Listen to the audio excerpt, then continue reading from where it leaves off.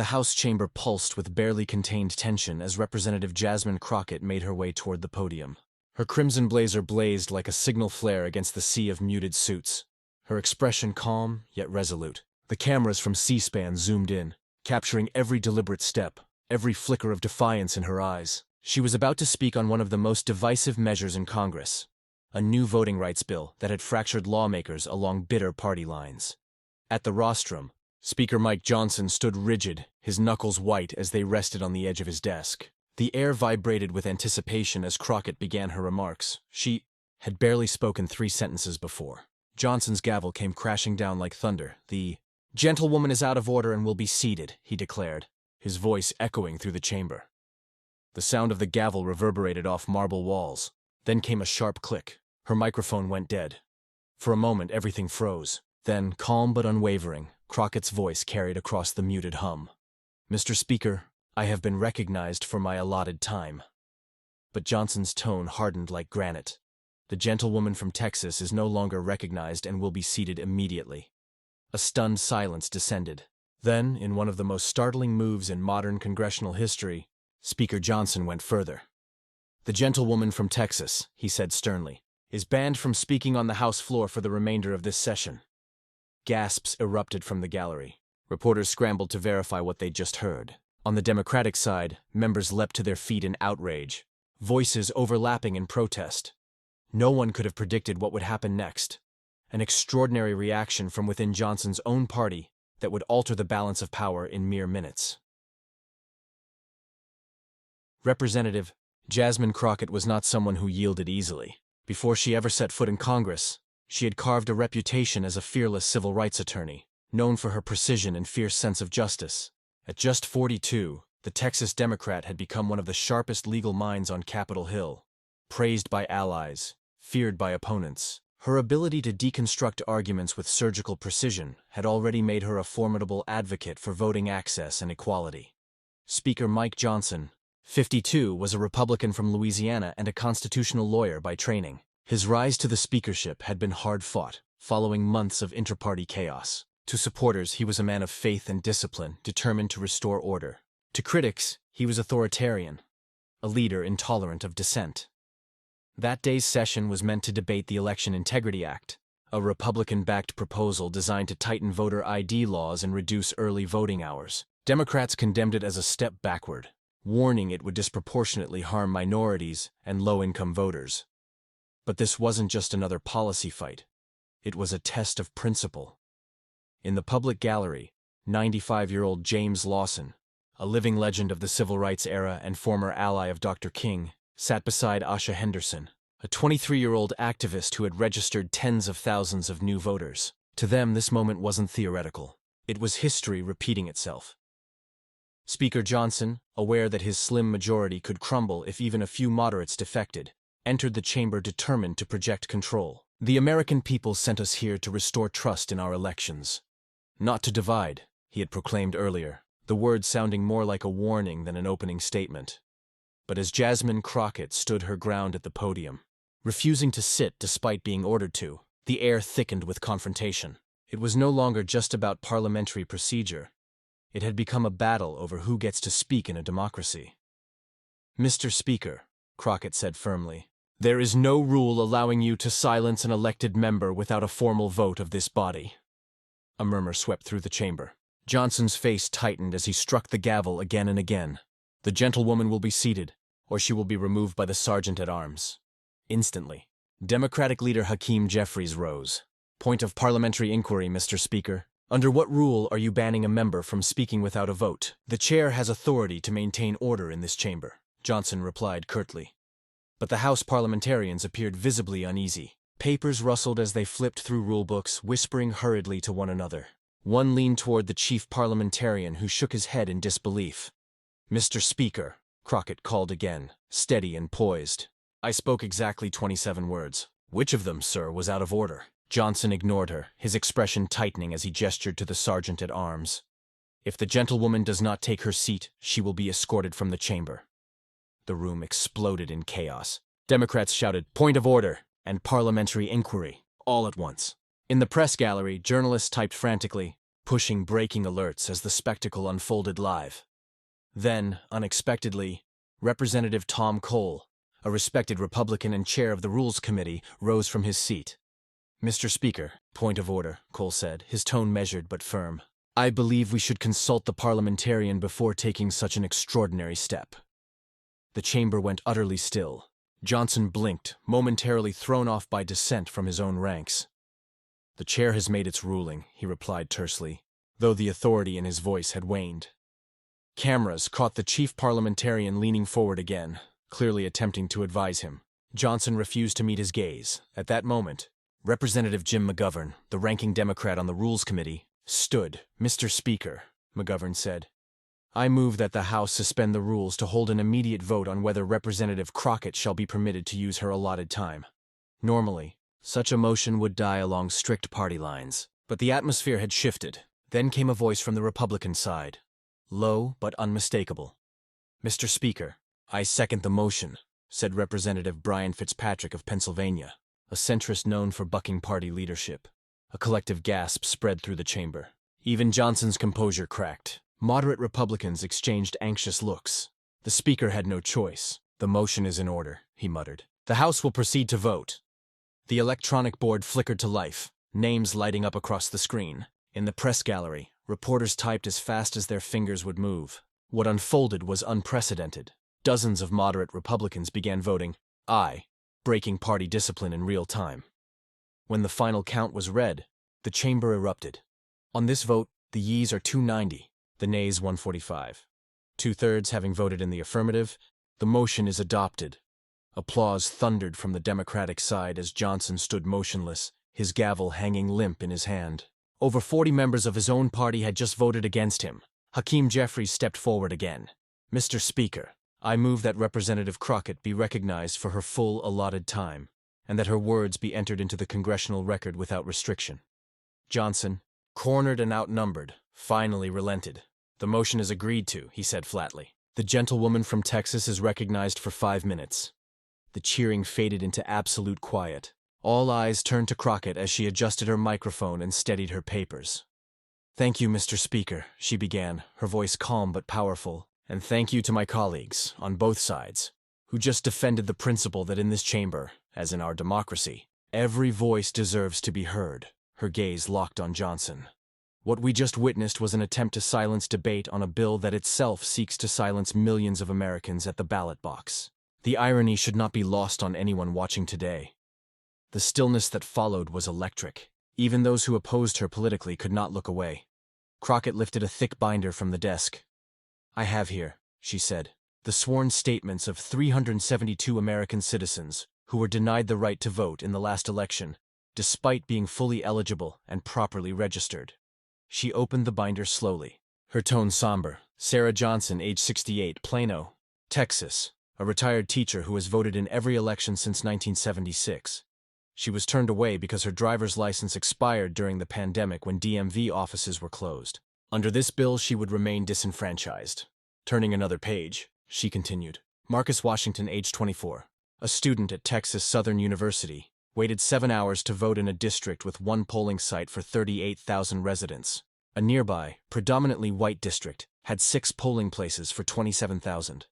This bill would further reduce his early voting options. Her voice remained steady, but the emotion in the room swelled. The weight of her words filled the chamber like thunder before a storm. For the first time in hours, even Speaker Johnson stayed silent, his authority dimmed by the undeniable force of truth. The chamber remained utterly still as her words echoed through history. "Live on every screen across America." The power of Representative Jasmine.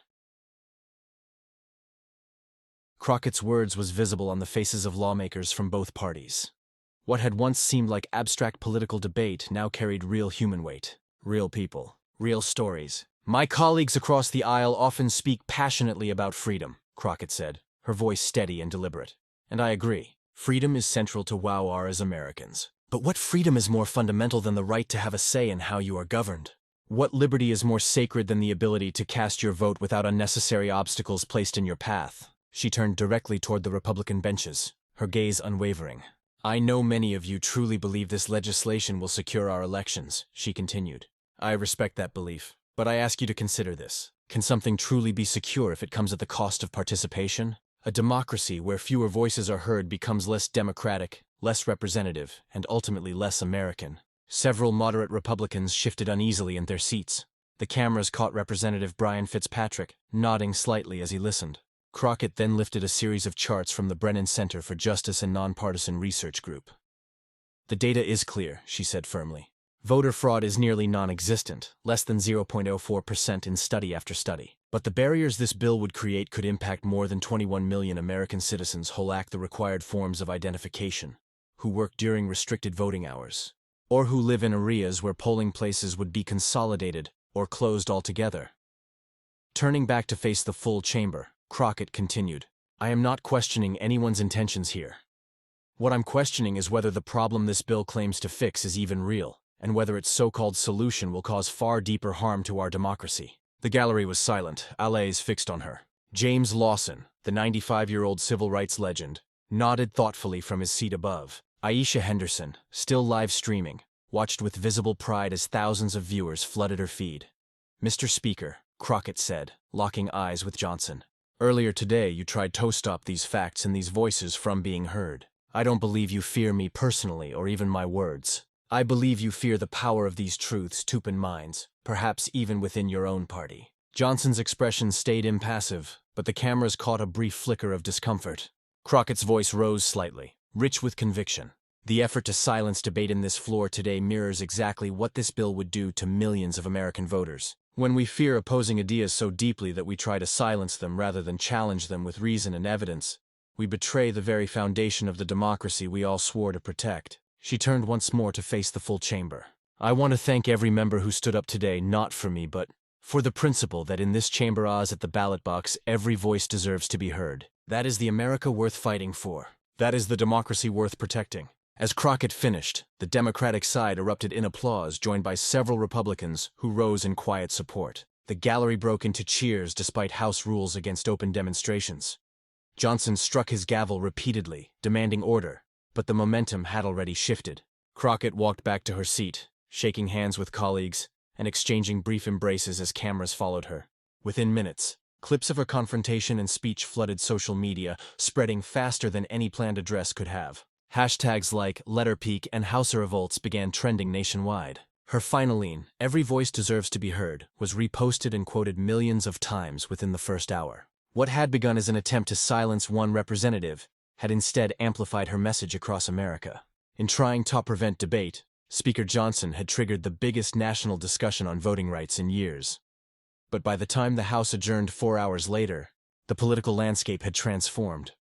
Let Her Speak had become the top trending topic worldwide with more than 1 million posts. Major news networks interrupted programming to cover what analysts called an unprecedented challenge to the Speaker's authority on CNN. Veteran analyst David Gergen told viewers, "What we saw today was extraordinary. Not only an attempt to silence a member without precedent or rule, but a bipartisan pushback that could redefine how this Congress operates." Outside the Capitol, cameras swarmed around Crockett, Lawson, and Henderson as they walked side by side. "Today wasn't about me," Crockett told reporters.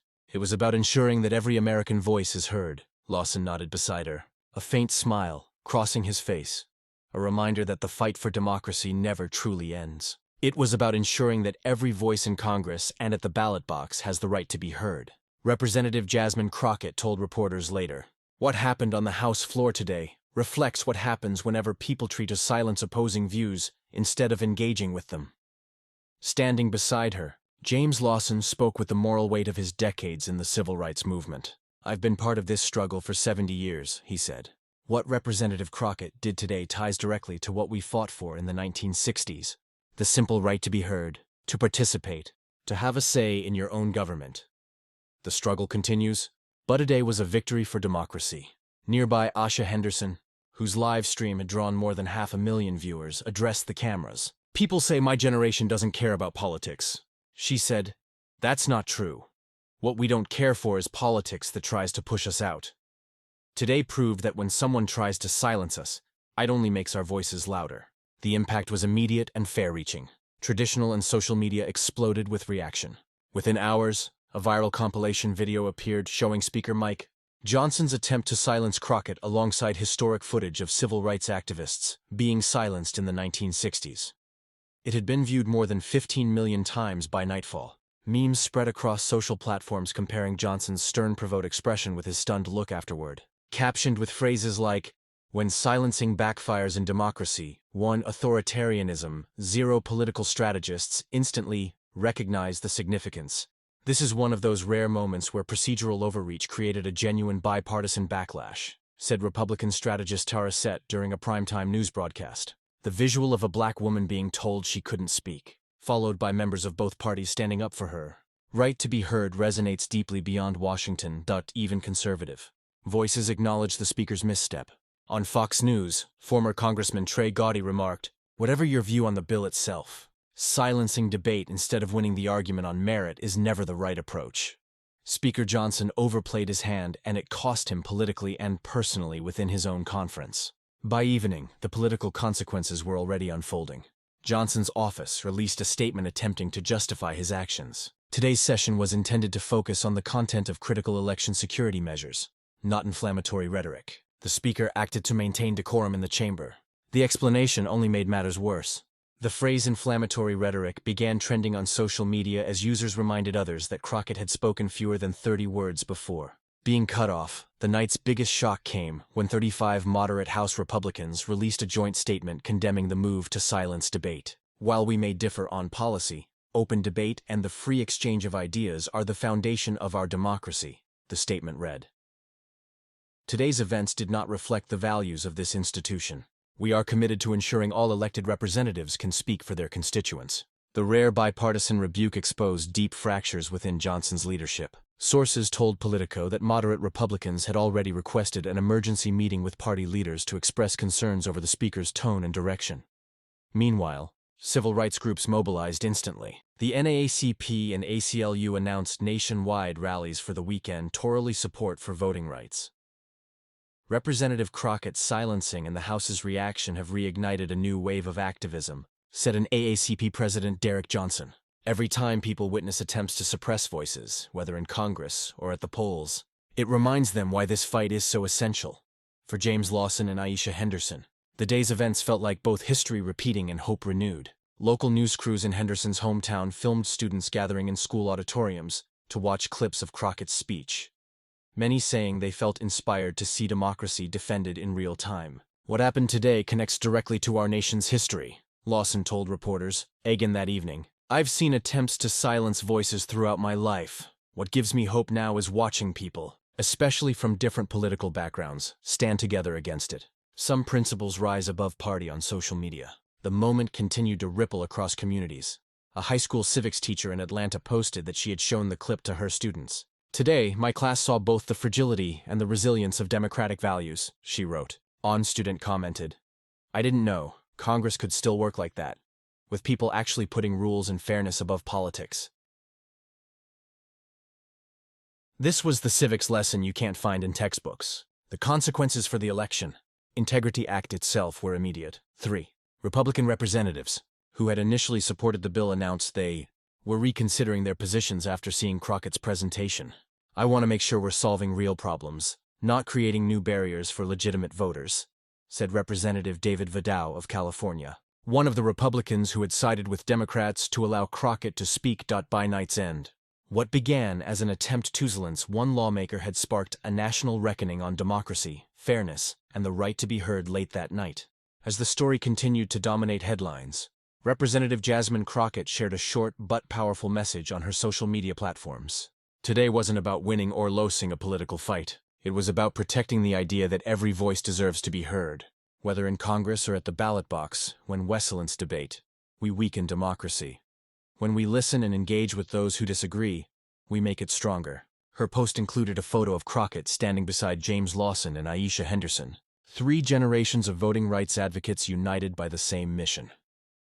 The image quickly went viral, becoming a striking symbol that behind the day's dramatic scenes was a much larger question. Whose voices truly count in American democracy? As morning news programs began preparing their coverage, producers realized this was not just another partisan confrontation. It was a defining moment and attempt to silence debate that had backfired so forcefully it reshaped the path of major legislation and shifted the balance of power inside the House. Speaker Mike Johnson now faced an uncertain political future. His authority had been publicly challenged by his own party, and the footage of him cutting off Crockett's microphone was replayed repeatedly across networks. Historians noted that few speakers had ever faced such a visible rebuke from members of their own conference, especially so early in their leadership for Representative Crockett. The episode marked a dramatic rise in her national profile. Interview requests poured in from major television networks and leading publications. Yet those close to her said she remained focused on her central mission defending voting rights and ensuring equal access to the ballot for every citizen.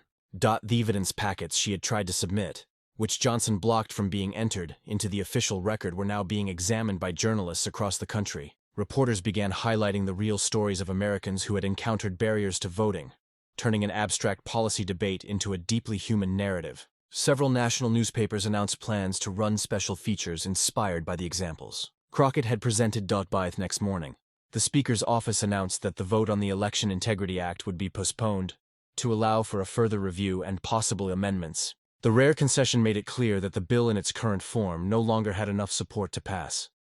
Several moderate Republicans publicly stated they would not back the legislation unless major revisions were made to address the issues Crockett had raised from his home in Tennessee. James Lawson watched the developments unfold.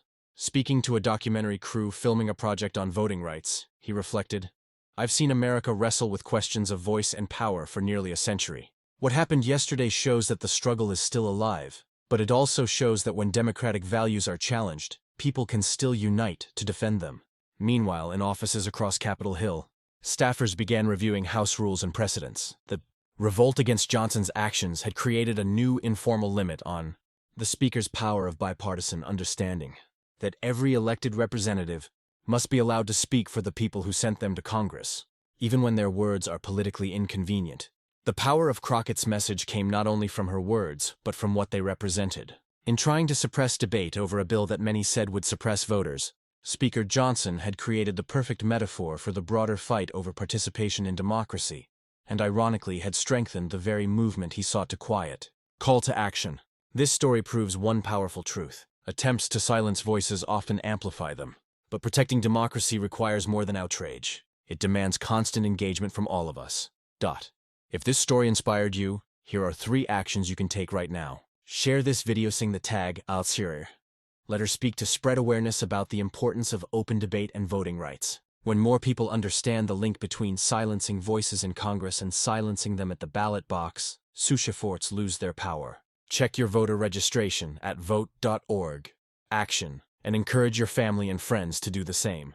Many voters discover registration issues only when it's too late. Checking now ensures your voice is heard when it matters most. Subscribe to our channel for ongoing fact-based coverage of voting rights and congressional accountability. Vestry's mainstream media often overlook. Tap the notification bell so you'll be the first to know how the Election Integrity Act evolves after this turning point. What happened in the House chamber that day was historic. But what happens next depends on all of us. Stay informed, stay engaged, and keep defending every American's right to be heard both in Congress and at the ballot. Fox, we'd love to hear your perspective. What was your reaction to seeing Speaker Johnson's attempt to silence Representative Crockett? Tell us in the comments and let us know which stories of democratic resilience you'd like us to cover next.